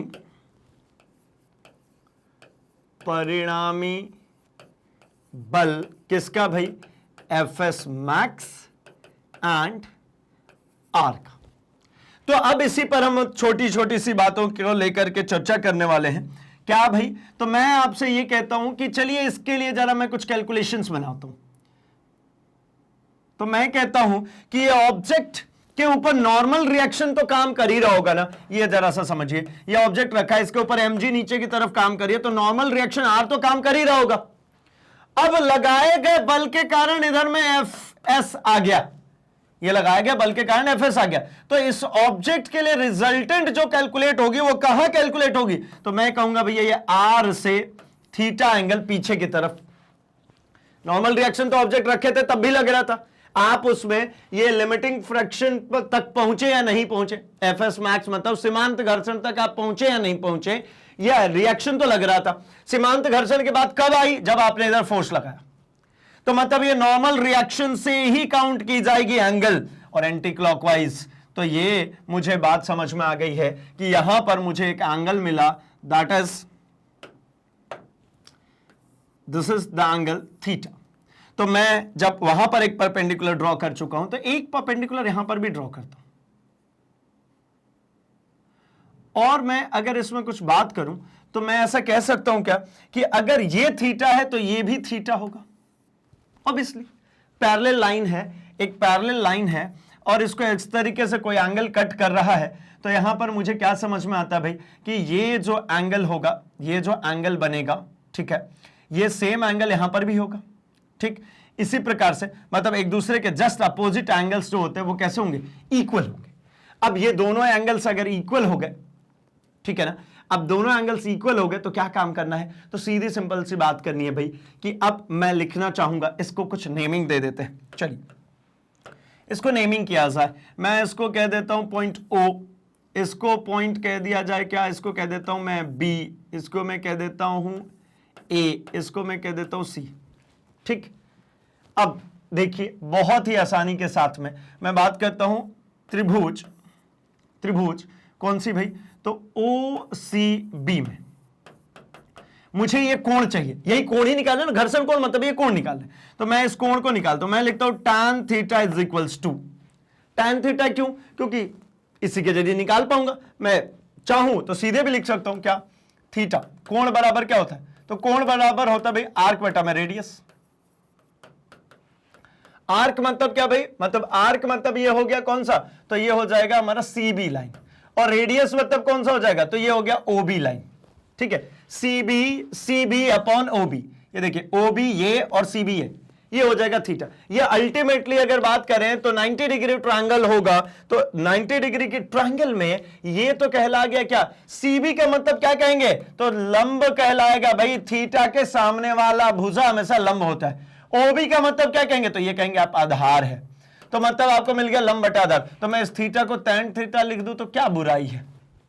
ठीक, तो मैं लिख रहा हूं tan थीटा। tan थीटा बराबर क्या लिखेंगे भाई? तो यही लिखूंगा मैं, CB अपॉन में OB। नाउ CB अल्टीमेटली किस बात को रिलेट कर रही है? तो CB अल्टीमेटली FS मैक्स को रिलेट कर रही है। ये वाली लाइन और ये वाली लाइन एक दूसरे के पैरेलल है, मतलब ये अल्टीमेटली किसको? तो FS मैक्स अपॉन OB की बात करूं तो OB किसको? R को, यानी tan थीटा भी जो है ये FS मैक्स अपॉन R है। या अगर किसी को इस बात में तकलीफ है कि सर ऐसा कैसे कर दोगे आप, है ना, ये CB वाली लाइन को जबरदस्ती में आप FS मैक्स करो, नहीं मानता मैं, तो भैया मत मानो, मेरा क्या, मैं थोड़ी बनाने आऊंगा। चलो, लेकिन ऐसा भी नहीं भाई, छोड़ दूंगा तो फिर आपको बताएगा कौन? तो चलो मैं आता हूं, जरा देखना, राइट एंगल ट्रायंगल OAC में, इसमें तो मानोगे, ये OAC में आ जाओ। अब ये थीटा है तो इसके सामने की भुजा ये हो गई लंब, है ना, मतलब AO OA कह लूं, OA लंब हो गई। चलो अब तो बात ठीक है। tan थीटा बराबर नीचे जो दिख रही है OA, ये आपके लिए अभी लंब हो गई, और ये आपको जो AC दिख रहा है, ये अल्टीमेटली, ये जो AC दिख रहा है, ये अल्टीमेटली क्या हो गया? ये हो गया इसका आधार। अच्छा, इस AC को मैं अगर लिखना चाहूं तो मैं लिख दूं OB, चलेगा, मंजूर है। ये देख रहे हैं, ये AC, इसकी मैं बात करता हूं और ये रिएक्शन वाले की बात करता हूं, ये दोनों लाइन पैरेलल है ना, बराबर ही है ना, तो मैं लिख देता हूं ना OB, चलेगा। तो अब आप बताओ, tan theta is equals to OA की वैल्यू कितनी कहोगे आप? अब तो कहोगे ना FS मैक्स, अब तो मान गए ना भैया, FS मैक्स अपॉन OB मतलब नॉर्मल रिएक्शन आर। बात तो बराबर ही है ना, देख लो। मतलब क्या, अगर आपको याद दिलाऊं तो आपको याद है कि मैं यहीं पे लिखता हूं, यहां से कंटिन्यू कर देता हूं, लेकिन हम जानते हैं, क्या हम जानते हैं भाई? हम सब कुछ जानते हैं, हम सब कुछ सर्वज्ञानी है ना, हम जानते हैं, क्या जानते हैं? तो हमको ये पता है FS max upon R is equals to μS होता है। ये रहा, इसकी अगली line, FS max is equals to μS times of R। मतलब अगर μS की बात करता हूं तो ये क्या हो जाएगा? FS मैक्स अपॉन में R। तो ये FS max upon R μS होता है ना, अगर ये होता है तो ये FS मैक्स अपॉन R भी क्या होगा? μS। अर्थात क्या समझ में आया? तो समझ में आया कि भैया ये जो tan थीटा है ये बराबर है किसके? μS के, और ये बराबर है किसके? तो ये बराबर है FS मैक्स मतलब लिमिटिंग फ्रिक्शनल अपॉन R। ठीक है, मतलब ये जो घर्षण कोण है, अगर इसको ध्यानपूर्वक देखा जाए तो ये जो घर्षण कोण दिख रहा है आपको, ये घर्षण कोण बराबर है किसके? तो घर्षण कोण बराबर हो गया हमारे, मैं लिख देता हूं एक बार, घर्षण कोण, ठीक है, कौन सा घर्षण कोण के मतलब क्या भाई? तो tan थीटा की बात करो, ठीक है, ये बराबर हो गया μS मतलब क्या? तो ये मेरा है सीमांत घर्षण, सीमांत घर्षण गुणांक के, किसके बराबर हो गया? सीमांत घर्षण गुणांक, यानी घर्षण कोण बराबर हो गया सीमांत घर्षण गुणांक। ठीक है भाई, समझ में आया होगा, और यहां से यह बात भी क्लियर होगी कि यह सीमांत घर्षण कोण क्या है। ठीक, चलिए अब थोड़ा सा और आगे की तरफ बढ़ते हैं, एंड अब थोड़ी सी कुछ और बातें डिस्कस करनी है, मतलब मुझे डिस्कस करना है आपके साथ में एंगल ऑफ रिपोज। बट उसके पहले मैं इसको क्लेरिफाई करके आ जाऊं। तो देखिए, घर्षण कोण यानी सीमांत घर्षण की दिशा में अभिलंब प्रतिक्रिया R एवं इसका परिणामी B के बीच में कोण को घर्षण कोण कहते हैं, यानी घर्षण कोण को थीटा से प्रदर्शित करते हैं। ये रहा, मतलब क्या? तो भैया अभिलंबवत मतलब नॉर्मल रिएक्शन और सीमांत घर्षण बल के, नॉर्मल रिएक्शन और सीमांत घर्षण बल के जो रिजल्टेंट फोर्स बनेगा उसी को कहते हैं हम क्या? उसी को यहां से जो एंगल कैलकुलेट करते हैं इससे हम कहते हैं क्या? हम कहते हैं घर्षण कोण। ठीक है, इसी चीज को हम प्रूव करके ले आए, tan theta equals to μS, या फिर थीटा इक्वल्स टू कहें तो tan इनवर्स ऑफ μS। ठीक है, यही घर्षण का सूत्र है, यानी μS लिखिए, tan थीटा लिखिए, या फिर आप लिखिए FS मैक्स अपॉन में R, सब बराबर है बात। ठीक, आइए चलिए थोड़ी सी बात कर ली जाए किसकी भाई? तो एंगल ऑफ रिपोज की। ठीक है, एंगल ऑफ रिपोज की जब मैं बात करूंगा तो देखिए क्या होगा, मैं बात करना चाहता हूं एंगल ऑफ रिपोज। बहुत आसान है भाई, देखिए कैसे एंगल ऑफ रिपोज कब बनाते हैं और कहां बनाते हैं, ठीक है। और कॉमनली इसका हिंदी नेम कुछ विशेष नहीं है भाई, है ना, जिसको इसी नाम से जाना जाता है। मैं ऐसा बनाता हूं एक सतह, ठीक है। ये क्या हो गया भाई, एक सतह है हमारे पास, ठीक। अब क्या हो रहा है, तो जरा देखिए, जब ऐसी सतह देखने को मिल जाती है तो एक बात आपको ध्यान में आ जाता होगा कि भैया अब कुछ ऐसा होने वाला होगा, इसके ऊपर रखने वाले होंगे हम क्या, एक ब्लॉक, ये हमने रख दिया। एंगल ऑफ रिपोज की जरूरत क्यों पड़ी, क्या होता है, तो देखिए ये मान लेता हूं कि ये है मेरा फाई, ठीक है। ये सतह है कैसी, तिरछी, इंक्लाइंड प्लेन है, ठीक है, मतलब क्षैतिज से फाई कोण पर सतह, इसको कुछ नाम देते हैं, ओ कह लेता हूं, इसको ए कह देता हूं, सतह ओ ए स्थित है, ठीक है ना। अब जब ये स्थित है तो इस पे क्या काम होगा, तो भैया मैंने आपको क्या सिखाया कि जैसे ही आपको दिखे ऑब्जेक्ट, पहला काम क्या, तो पहला काम नीचे की तरफ mg, और mg तो लग गया, और नॉर्मल रिएक्शन हमेशा किसके होगा, तो नॉर्मल रिएक्शन हमेशा सतह के लंबवत होता है। ये रही सतह के लंबवत लगा दी मैंने नॉर्मल रिएक्शन, ठीक। तो दो बातें समझ में आ गई क्या, तो यहां पर मुझे समझ में आ गया भैया ये लग गया mg, क्योंकि ये m मास का था, ठीक है। अब mg नीचे की तरफ तो लग गया, यहां पे इसके क्या बनेंगे, तो नॉर्मल रिएक्शन, ये हो गया नॉर्मल रिएक्शन R, किंतु ये जो mg लगा है ये यहां पर एक कोण बना करके लगा, वो कोण कितना है, फाई। तो जब फाई कोण पे लगा है तो क्या यही होगा हमारा एप्लीकेबल, नहीं, इस फाई कोण के साथ में हो गया, यानी इसके कंपोनेंट्स टूट जाएंगे। यानी यहां पर एक मुझे समझ में आ रहा है कि mg cos फाई, क्योंकि एंगल से लगा हुआ आधारगत जो होता है वो cos का कंपोनेंट होता है, और इसके जो लंबवत दिखेगा, ये जो दिख रहा है इसके लंबवत, ये क्या होगा भाई, तो ये हो जाएगा मेरा mg sin फाई। ये क्या हो जाएगा, mg sin फाई। अब इस पे बात आएगी कि भैया ये तो लग गया, अब फ्रिक्शनल, अब ये ऑब्जेक्ट जो है अल्टीमेटली नीचे की तरफ गिर रहा है, तो ये जो इसके ऊपर जो फ्रिक्शनल फोर्स लग रहा होगा, ठीक है, ये किधर लगेगा, तो ये हो जाएगा मेरा Fs max ऊपर की डायरेक्शन। अब इस पे कार्यक्रम की शुरुआत करते हैं। क्या शुरुआत करना है भाई, तो सीधी सिंपल सी बात, फिर से वही काम, क्या, तो मुझे निकालना है ये फाई, तो मैं लिखता हूं tan फाई, ठीक है। मैं क्या लिखूंगा, tan फाई, ठीक। या एक काम और भी कर सकते हैं, मैं अगर इसको नॉर्मली मतलब Fs max के जरिए भी आपको एक्सप्लेन करना चाहूं तो ऐसे भी इसका एक्सप्लेनेशन पॉसिबल है।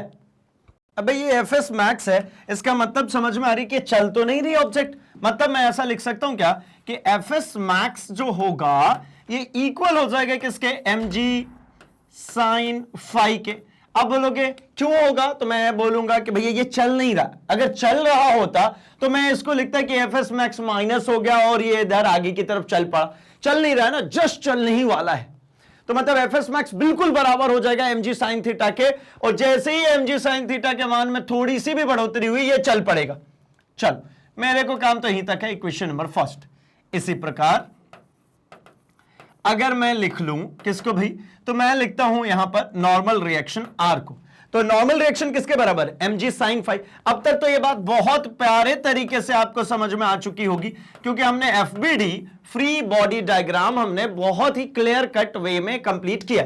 अब इन दोनों को जरा देख करके कुछ याद आ रहा है क्या, तो मुझे तो ऐसा याद आ रहा है, पता है क्या, कि इक्वेशन फर्स्ट को इक्वेशन सेकंड से विभाजित करने पर, कर दो भैया, आओ। एक और मजेदार बात बताऊं, इसके क्वेश्चन गलत नहीं होते, आप कैसे भी सॉल्व करिए गलत नहीं होंगे, पता है क्यों, अभी कारण पता लग जाएगा। इसको डिवाइड कीजिए,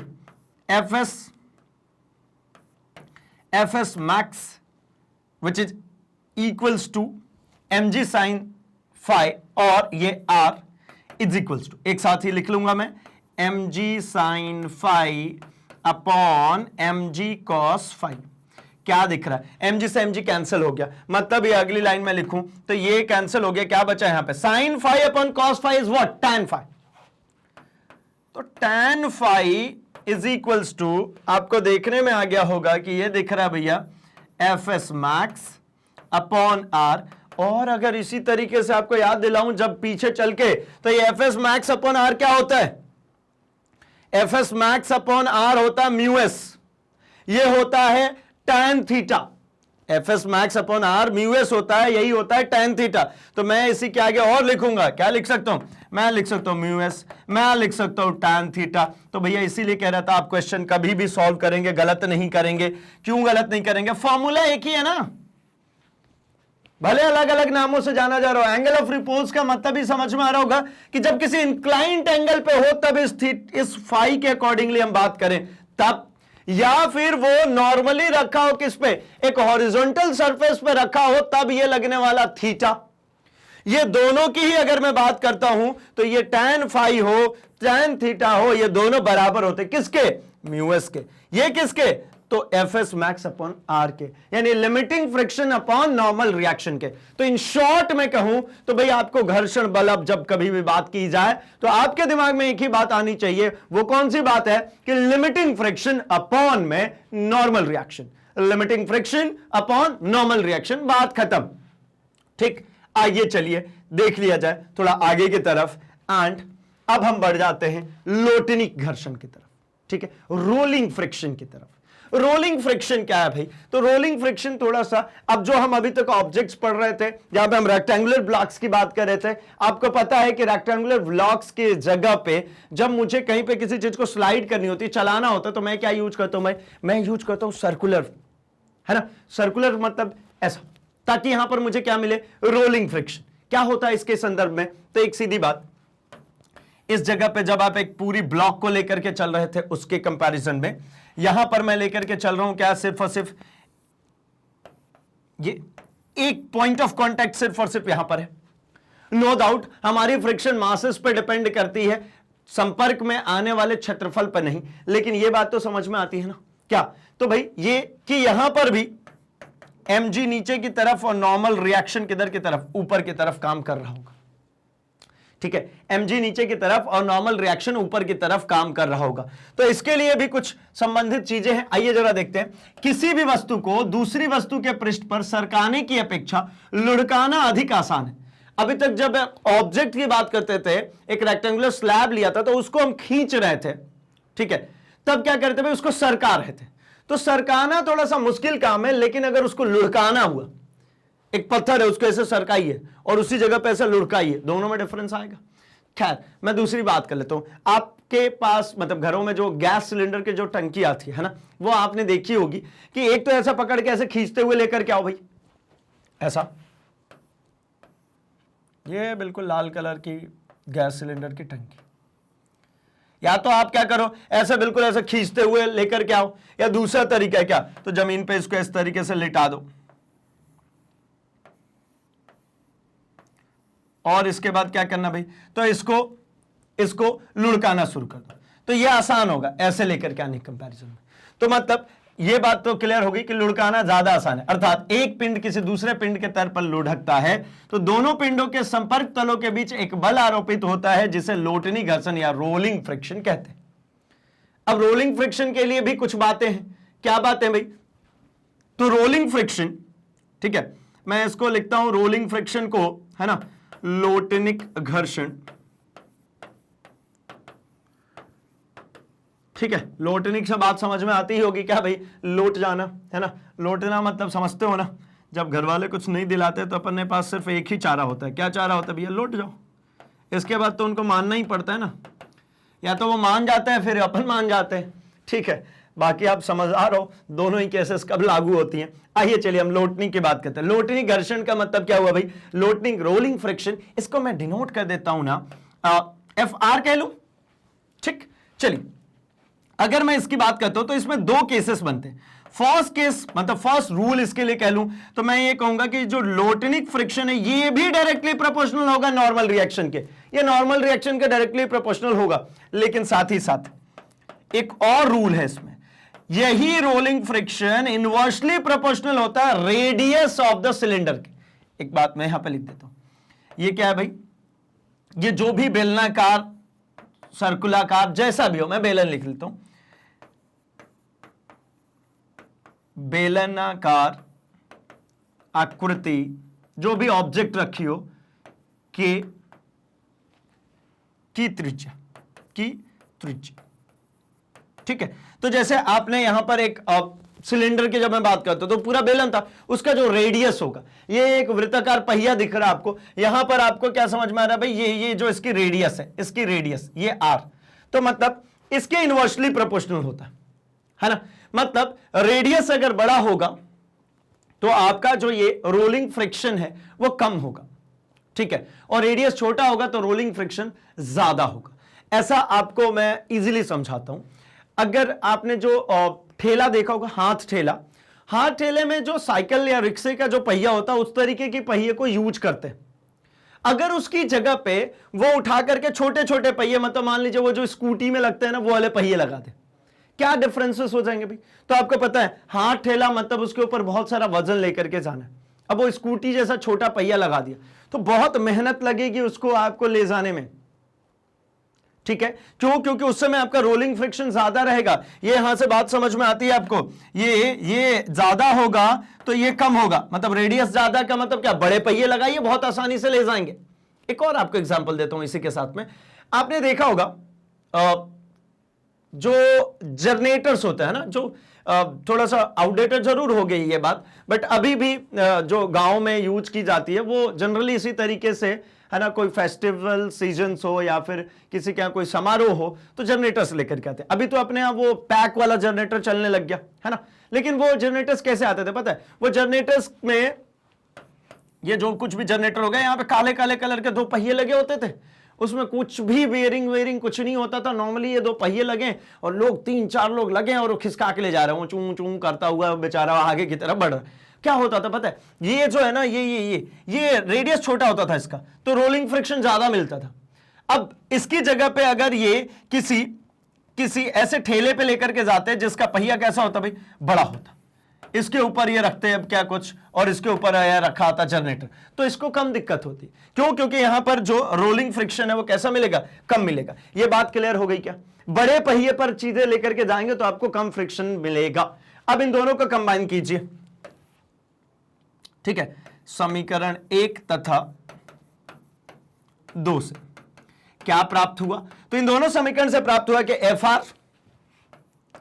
F R is directly proportional to R upon are.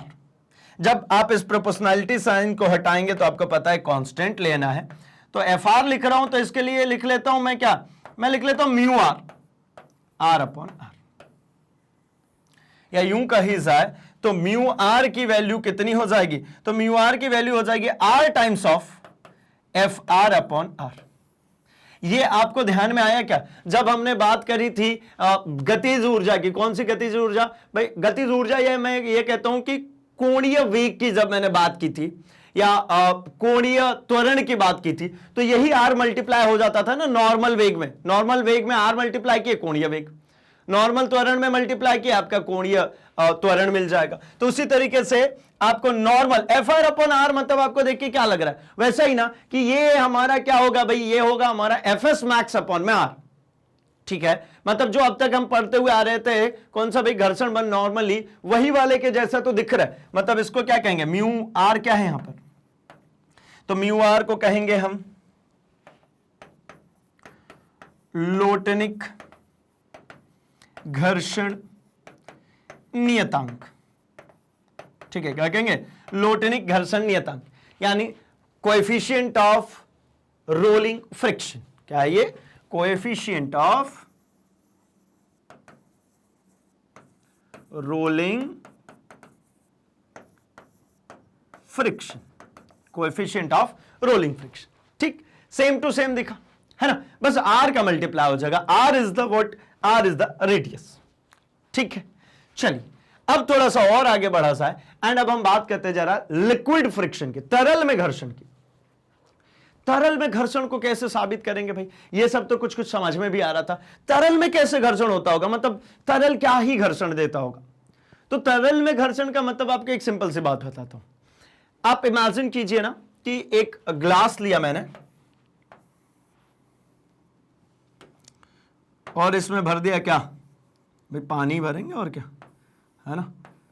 चलो पानी हमने भरा भाई, और हमने क्या किया पता है, फिर हमने इसमें डाला एक स्पून, और हमने इससे क्या किया, इसको जोर जोर से घुमा दिया। जोर जोर से जब घुमाएंगे तो ये ही पानी का स्ट्रक्चर कुछ इस तरीके से आपको दिखने वाला है। कैसा? ऐसा।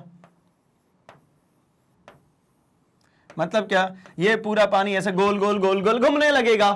अब गोल गोल गोल घूमने लगे, अब थोड़ी देर तक इसको शांत रहने दीजिए, तो वापस से ऐसी स्थिति में आ जाएगा, यानी पानी जो गोल घूम रहा था वो रुक गया। क्यों रुकेगा भाई? न्यूटन का नियम तो कहने लगे थे कि भैया अगर कोई भी चीज, अगर उसके पास गतिज ऊर्जा आ गई, मतलब वो गति करना शुरू कर दिया, तो वो गति ही करता रहेगा, रुकेगा नहीं। लेकिन ये तो रुक गया ना। रुक गया तो क्या, तो कोई ना कोई बाह्य बल होगा जो कि इसको रोक रहा होगा। तो बाह्य बल कहां से लाऊं मैं? तो मैं कहता हूं भैया इसमें एक लग रहा है बल, कौन है? तो ये लिक्विड्स के बीच में लगने वाला घर्षण बल। अब लिक्विड में आप बोलोगे कैसे घर्षण बल लगेगा, तो मैं आपको कहता हूं देखिए, ये जो लेयर है और ये जो नीचे वाली लेयर है, लिक्विड के इन दोनों लेयर्स के बीच में लगता है घर्षण बल। क्योंकि घर्षण बल के लिए हमने सबसे शुरुआत में अभी डिस्कस करा कि भैया ये एटॉमिक फोर्सेस के बराबर होती है, या मॉलिक्यूलर फोर्सेस होती है, उनके कारण होता है। तो यहां पर लिक्विड की एक लेयर के ऊपर दूसरी लेयर लिक्विड के रखेंगे तो इनके बीच में भी तो ये फोर्सेस लगेगा ना। तो द्रव के दो सतहों के बीच में लगने वाला जो फ्रिक्शनल फोर्स होता है उसी को हम कहते हैं तरल घर्षण बल। क्या कहते हैं उसको? तरल घर्षण बल। किसको कहते हैं भाई? तो द्रव के, लिक्विड के दो लेयर्स के बीच में लगने वाला बल। इसी कारण से पता है क्या होता है, इसका अगला वर्जन भी है भाई हमारे पास, हाइड्रोडायनामिक्स और हाइड्रोस्टैटिक्स, दो चैप्टर्स बुक 2 में, सेकेंड बुक में आने वाली है। वहां पे हम पूरी तरीके से इसको ही पढ़ने वाले हैं, जिसको हम कहते हैं विस्कोसिटी। ठीक है, श्यानता। ठीक है, वहां पर हम श्यानता गुणांक पढ़ेंगे, जिसको हम कहते हैं क्या? तरल का घर्षण। ठीक है, श्यानता गुणांक यानी विस्कोसिटी इंडेक्स के जरिए ही पता चलता है कि कौन सी लिक्विड ज्यादा गाढ़ी है, कौन सी लिक्विड कम गाढ़ी है। वो गाढ़ापन अल्टीमेटली क्या है? फ्रिक्शन को बढ़ा रहा है। जितना गाढ़ापन बढ़ेगा वो अल्टीमेटली फ्रिक्शन को बढ़ाएगा। लेकिन और भी कुछ कुछ फैक्टर्स हैं जिनकी हम चर्चा करेंगे। ठीक है, यहां पर बहुत डेप्थ पे नहीं आते, यहां पर बस आपको इंट्रोड्यूस करा देता हूं किसको भाई, ये घर्षण बल लिक्विड के भी बीच में होगा, यानी द्रव की दो सतहों के बीच में लगने वाला घर्षण बल जो होता है उसको कहते हैं हम तरल घर्षण। मतलब जब द्रव को किसी बर्तन में लेकर तेजी से घुमाया जाता है तो द्रव कुछ समय घूमने के पश्चात रुक जाता है। स्पष्ट होता है कि द्रव के विभिन्न परतों के मध्य एक बल कार्यरत है जो द्रव की गति का विरोध करता है। इसे ही तरल घर्षण कहते हैं। इसे ही क्या कहते हैं? तरल का घर्षण कहते हैं, लिक्विड फ्रिक्शन। ठीक है, जनरली इसको विस्कोसिटी के नाम से जानते हैं भाई। हम वहां पर बढ़ेंगे, वहां पर हम डिस्कस भी करेंगे। ठीक, चलिए अब जरा घर्षण बल की विशेषताओं की बात कर लेते हैं। घर्षण बल को मैं कह लेता हूं इसके बेनिफिट्स, इसके लॉसेस, और इसको कम कैसे किया जा सकता है, इनकी हम चर्चा करने वाले। ठीक, आइए पहले हम विशेषताओं की बात करते हैं। तो घर्षण बल के कारण ही हम धरती पर चल पाते हैं। आपने देखा होगा कि चिकनी सड़क या केले के छिलके से मनुष्य गिर जाते हैं क्योंकि चिकनी सतह घर्षण बल कम हो जाता है। ये मैंने तो भैया जानबूझ के आपको याद दिलाया है ना। क्या पता है, वो बचपन में नहीं एक वो राइमिंग्स के लिए कुछ आते थे, कुछ पोएम जैसी चीजें लिखी हुई आती थी, जहां पर कहते थे कि भाई वो एक मोटा आदमी है, वो चल के गया, कुछ बच्चों ने केले खा करके छिलके फेंक दिया, उसके ऊपर उनका पैर पड़ा और लाला जी गिर गए। याद आया? कुछ तो याद आया होगा, है ना। 10 साल पुरानी बात है, आपको 10th में जो पढ़ा था वो याद नहीं है। आप कहाँ लगे हो 10 साल पुरानी बातें याद दिलाने में। लेकिन भैया वो बचपन की बात है ना, वो याद रहती है। 10th वाली नहीं याद होगी, मैं मानता हूं, वो बचपन वाली तो याद होगी ना। खैर, मुद्दा क्या है? मुद्दा सिर्फ इतना सा है कि अगर हम बात करते हैं चलने की खुद की, ये लो भैया बढ़िया सा जूता है ना, ये पैर, और ये पैर ही यार, जूता बन ही नहीं पाया इनका, चलो सिर्फ पैर। तो क्या हो रहा होगा, ये जो है ये इस रोड पे तभी चल पाएंगे जब ये पीछे की तरफ में इनको फ्रिक्शन मिले, तभी ये आगे की तरफ इनके लेग्स क्या होंगे, ये इनके लेग्स आगे की तरफ तभी बढ़ पाएंगे जब क्या होगा, पीछे की तरफ एक फोर्स आए। मतलब मेरा कहने का सिर्फ और सिर्फ इतना सा है कि भैया हम रोड पे अगर चल पा रहे हैं, कहीं पर भी चल पा रहे हैं, तो सीधी सिंपल सी बात है, फ्रिक्शनल फोर्स काम कर रही है तभी। जितना न्यूटन थर्ड लॉ, जितना पीछे की तरफ हम इसको धकेलेंगे उतना ही हम आगे की तरफ जा पाते। इसीलिए तो वो मैंने आपको न्यूटन थर्ड लॉ में भी इसको सिखाया था कि जो प्लेयर्स होते हैं, जो रनर्स होते हैं, वो शूज में स्पाइक्स पहनते हैं। स्पाइक्स मतलब वो ऐसी चीज जो कि वो है ना, वो जमीन के अंदर या घास के ऊपर ऐसी वो चुभ जाए तो क्या करे, ग्रिप दे। ग्रिप जिस वर्ड को आप यूज करते हो अल्टीमेटली वो फ्रिक्शन है। आप फ्रिक्शन बढ़ाना चाहते हैं, लेकिन जैसे ही लोएस्ट फ्रिक्शन, मतलब ऑयली सरफेस हो, मान लीजिए पूरा फर्श बिल्कुल चिकना सा टाइलिंग वाला फर्श है, उसके ऊपर ऑयल गिर गया, अब उसके ऊपर चलेंगे तो गिरेंगे ही ना भाई। आपको पता है काई लग जाती है, काई समझते होंगे है ना, बहुत समय तक पानी बह रहा हो, जिस लेयर पे से उस पर ग्रीन कलर की एल्गी आ जाती है, उसके ऊपर जब पैर रखें तो वो बहुत चिकनी हो जाती है, वो ग्रिप देता ही नहीं, अपन फिसले और धड़ाम। ठीक है, तो मतलब समझ में आ गया होगा ये वाली बात। तो आगे बढ़ता हूं कि इन दो सतहों के बीच घर्षण बल उनके संपर्क क्षेत्र पर निर्भर नहीं करता, यह सतहों की प्रकृति पर निर्भर करता है। संपर्क क्षेत्र पर नहीं, प्रकृति पर। प्रकृति से क्या तात्पर्य, क्या वो खुरदुरी है सतह, चिकनी है सतह? अगर मुझे एक बात पता है कि दो खुरदुरी सतह एक दूसरे के ऊपर, दो ईंट ले लो एक दूसरे के ऊपर रगड़ो, है ना, बहुत अजीब सा होता है, लेकिन अगर इमेजिन करें तो क्या होता है भाई, उसमें फ्रिक्शन आता है ना, ठीक है, वो ज्यादा होगा। अगर उसी की जगह पे दो चिकनी सतह, है ना, दो मैग्नेट ले लो, चिकनी सी दो मैग्नेट, इन दोनों को रबिंग की जाए तो कंपैरेटिवली कम। अच्छा, मैग्नेट का कोई मैग्नेटिक फोर्स का रूल था क्या इसमें? नहीं, चलो मैग्नेट हटा दिया। मैं लेता हूं लोहे, ये स्टील ले लो, दो स्टील की प्लेट घर में होंगी, उनको रगड़े, ईंट से कम फ्रिक्शन आपको मिलेगा क्योंकि सतह चिकनी थी। तो मतलब उनके प्रकृति पर निर्भर करता है। अगला, घर्षण बल संपर्क में रखी दो वस्तुओं पर उनकी गति का विरोध करता है ऑब्वियसली, और ठोस ठोस में घर्षण बल सबसे अधिक एवं द्रव द्रव में ठोसों से कम तथा गैस गैस के मध्य घर्षण बल सबसे कम होता है या शून्य। गैसों के दो अणुओं के बीच में ना फ्रिक्शनल फोर्स बहुत कम होता है, लगभग शून्य के बराबर। कारण क्या भाई, फ्रिक्शनल फोर्स संपर्कित फोर्स है ना, कॉन्टैक्ट फोर्स है, जब संपर्क में रहेगा तभी। अब आपको पता है गैस के अणु एक दूसरे से इतने दूर दूर होते हैं, कांटेक्ट में ही नहीं रहता भैया, काय का फ्रिक्शनल फोर्स उनके ऊपर, तो लगभग शून्य। लेकिन लिक्विड लिक्विड की बात करेंगे तो कंपैरेटिवली होता है, लेकिन ठोस ठोस के कंपैरिजन में कम। ठोस ठोस में ज्यादा होता है और इसमें कम होता है। अच्छा, तो इसके फ्रिक्शन को कम करने के क्या उपाय है भाई? देखिए, खत्म तो कर नहीं सकते, ठीक है, कम करने के लिए क्या करेंगे? घर्षण बल को कम करने हेतु क्या किया जा सकता है? तो आप कर सकते हैं सबसे पहले तो क्या भाई, लिब्रिकेंट्स का यूज, है ना, स्नेहकों का प्रयोग। अब ये थोड़ी सी बच्चों वाली बातें हैं, ठीक है। क्यों बच्चों वाली कह रहा हूं मैं बातें, क्योंकि ये वाले टॉपिक्स आप प्रीवियसली पहले ही देख चुके होंगे, बट स्टिल मैं एक बार आपको याद दिला देता हूं। स्नेहक किसको कहते हैं भाई? लुब्रिकेंट्स को। तीन तरीके के लुब्रिकेंट्स हमारे पास में अवेलेबल हैं, एक तो लिक्विड, दूसरा सॉलिड, और तीसरा कह दो गैस। तो भैया मैंने कहा गैस का कुछ रोल ही नहीं है, एक लिक्विड और एक सॉलिड, और एक होता है सेमी सॉलिड या सेमी लिक्विड कह लीजिए। मैं तीनों के तरीके समझाता हूं। आपने खूब ऐड देखे होंगे, काहे के भाई, तो आपने ऐड देखे होंगे इंजन ऑयल्स के।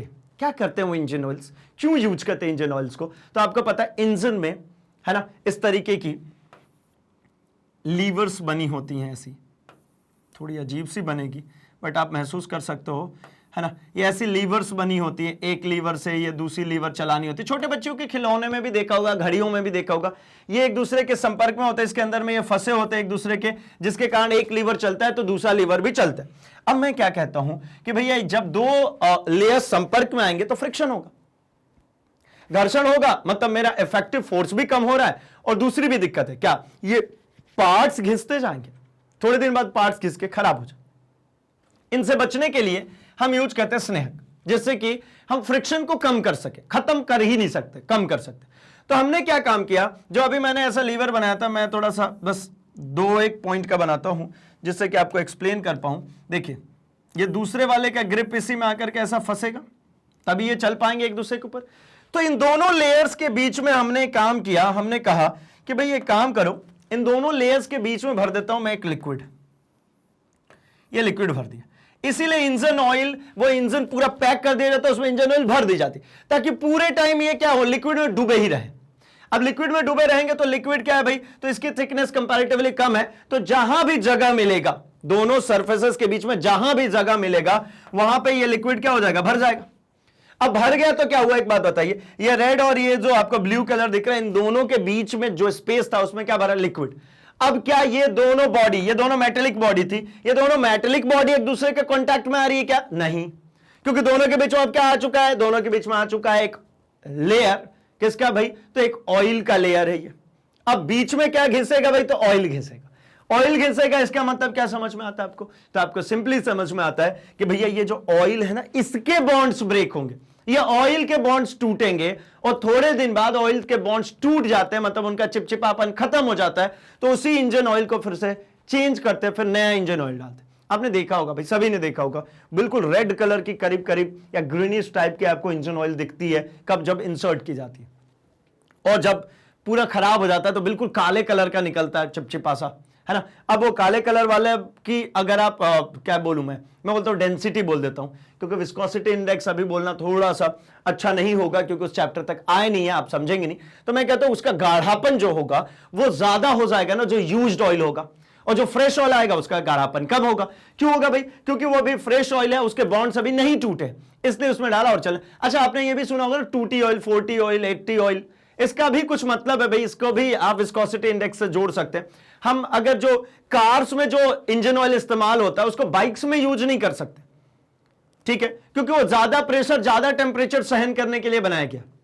और जो बाइक में यूज कर रहे हो किसके लिए भाई? वो लो प्रेशर है, लो टेम्परेचर पे यूज करने के लिए बनाया गया।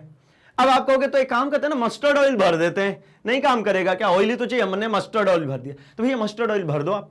लेकिन मस्टर्ड ऑयल का आपको पता ना एक टेम्परेचर है, मैक्सिमम टेम्परेचर, जिस पे जाने के बाद वो क्या होने लग जाता है, वो और ज्यादा पतला होना शुरू हो जाता है ना। जैसे मस्टर्ड ऑयल को गर्म किया जाता है वो पतला हो जाता है भाई, ठीक है। तो मतलब क्या, यहां पर एक प्रेशर भी तो झेलना है ना, इंजन गर्म भी तो होगा ना भाई, उसको भी तो झेलना है ना। तो इसलिए एक कैलकुलेटिव वैल्यू ही यूज की जाती है। खैर, मुद्दा ये था, मुद्दा सिर्फ इतना सा कि दो रबिंग सरफेसेस के बीच में अगर एक ऑयल की या एक लिक्विड की सरफेस डाल दी जाए तो वो लिक्विड ही घिसेगा। अब आप बोलोगे तो फिर सॉलिड क्यों यूज कर रहे हो? सॉलिड में कौन होगा? लिक्विड में तो मैंने आपको बताया, सॉलिड में किसको यूज करेंगे एज ए लुब्रिकेंट? तो सॉलिड में जनरली यूज होता है ग्रेफाइट। आपने देखा जो पेंसिल के निप पे जो बनी होती है, उसको ऐसा खुरचिए और उसको ऐसा हाथ पे करके देखिए, वो चिकना होता है। अब सॉलिड क्यों यूज करना? क्योंकि बहुत सारी ऐसी मशीनरीज होती है जो कि हाई टेम्परेचर, हाई प्रेशर पे काम करती है। अब हाई प्रेशर पे मैंने लिक्विड डाला तो लिक्विड का आपको पता है ना, तुरंत गैस बनकर उड़ जाएगा। तो हाई प्रेशर पे जब काम करना होगा तो मुझे सॉलिड की जरूरत पड़ेगी। किसकी जरूरत पड़ेगी? सॉलिड की। सॉलिड क्या काम करके देगा भाई? सॉलिड काम करके देगा कि भैया आपको हाई प्रेशर भी हो रहा है, हाई टेम्परेचर भी हो रहा है, तो ये वेपराइज नहीं होगा, ठीक है। तो ग्रेफाइट उसकी जगह पे। सेमी सॉलिड मतलब ग्रीज, ये तो सबने देखा होगा ना, ग्रीज, ठीक है, घी जैसा कुछ आइटम है ना, या च्यवनप्राश जैसा आइटम। चलो, सेमी सॉलिड का मतलब आपको समझ में आ गया, ग्रीज। अब इसको कहां यूज करते हैं? तो जैसे आपके साइकिल की चेन, उसकी मैं बात करता हूं, उसमें आप ग्रीज यूज करते हैं। क्यों? अब ये कोई बोलेगा कि मैं तो ऑयल यूज करता हूं, सर आप क्यों ग्रीज बोल रहे हो? ग्रीज मैं इसलिए बोल रहा हूं भाई क्योंकि ऑयल उसमें बहुत देर तक काम नहीं कर सकता।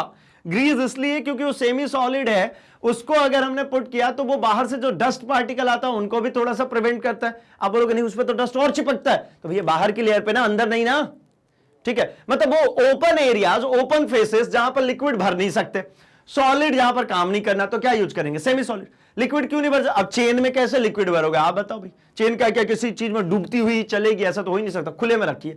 तो उसके लिए क्या चाहिए आपको? चाहिए होगा ग्रीस। या फिर अब एक और चीज की बात करते हैं, हम इसको कम करने के लिए रोलिंग फ्रिक्शन का यूज करते हैं। किसका यूज करेंगे? रोलिंग्स। रोलिंग का यूज करने का मतलब क्या? मैं इसको कहता हूं बियरिंग। क्या कहते हैं इसको? इसको बियरिंग कहते हैं। क्या होती है बियरिंग भाई?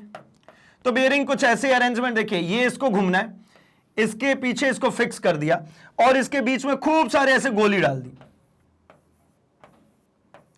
अच्छा, पता है इन गोलियों के बीच में भी ना हम भरते हैं ग्रीस, इसके बीच में भी भर देते हैं ग्रीस थोड़ा सा, क्योंकि फ्रीली ही चलती है। अब इसको ऐसा करने से क्या फायदा मिला? तो आपने यहां पर रोलिंग फ्रिक्शन को यूटिलाइज किया।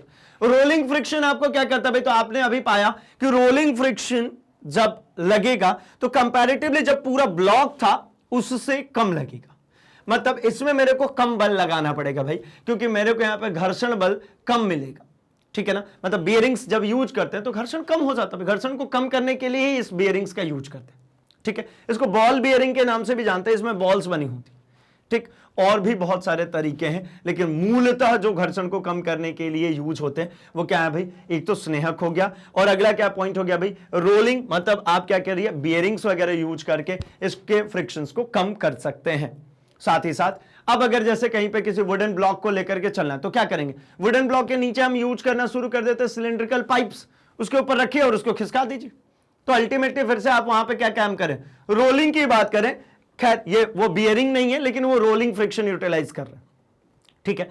तो फ्रिक्शन को मूलतः कम करने का तरीका यही है कि या तो उनके बीच में स्नेहक भरिए या फिर उसमें रोलिंग फ्रिक्शन को यूटिलाइज कीजिए, तो आप आसानी से फ्रिक्शन से बच सकते हैं, कुछ हद तक, खत्म कभी नहीं कर सकते, ठीक है। तो भाई यहां पर हमने जो आज इस सेशन के लिए टारगेट बनाया था, जो हमने एजेंडा सेट किया था कि भैया इतनी सी बातें हम सीखेंगे, आई होप कि वो बात सीख चुके हैं आप। क्या सीखा, तो हमने एक बात तो सीखा, क्या, कि घर्षण बल जब कभी भी हम बात करेंगे, है ना, रिजल्टेंट कोएफिशिएंट की जब हम बात करेंगे तो ये हमेशा ही limiting friction upon normal reaction के बराबर होगा, यानी tan थीटा के बराबर होगा, ठीक है भाई। तो इसी प्रकार से बाकी कोर्स कंटेंट के लिए आप क्या करते हैं भाई, तो आपको सिंपल सा मैग्नेट ब्रेन्स के आप वेबसाइट पे चले जाइए या फिर हमारे ऐप पे चले जाइए या फिर सीधे प्लेलिस्ट पे जाइए यूट्यूब के, एंड वहां से आप हमारी पूरी कोर्सेज को एक्सेस कर सकते हैं। कौन सी कोर्सेज भाई, तो कोर्सेज है हमारे पास में CBSE both medium, Hindi as well as English, मतलब अब भाषा की कोई बाध्यता नहीं भाई, कोई लैंग्वेज रेस्ट्रिक्शंस नहीं है, आप इंग्लिश मीडियम के हो, हिंदी मीडियम के हो, आपके लिए कोर्स कंटेंट मिल जाता है। साथ ही ये पूरी क्लासेस एनसीईआरटी बेस्ड होती है, मतलब आप किसी भी स्टेट बोर्ड से हो, हिंदी मीडियम से हो, इंग्लिश मीडियम से हो, आप इस सेगमेंट से जाकर के अपने कोर्सेज को एक्सेस कर सकते हैं। साथ ही साथ अगर आप किसी कॉम्पिटिटिव एग्जामिनेशन की तैयारी like NTSC, Olympiad, CUET, IIT, JEE, NEET की तैयारी कर रहे हैं तो इसके लिए भी आपके पास में प्लेलिस्ट अवेलेबल है, चैनल्स अवेलेबल है, जहां से जाकर के अपनी पढ़ाई पूरी कर सकते हैं।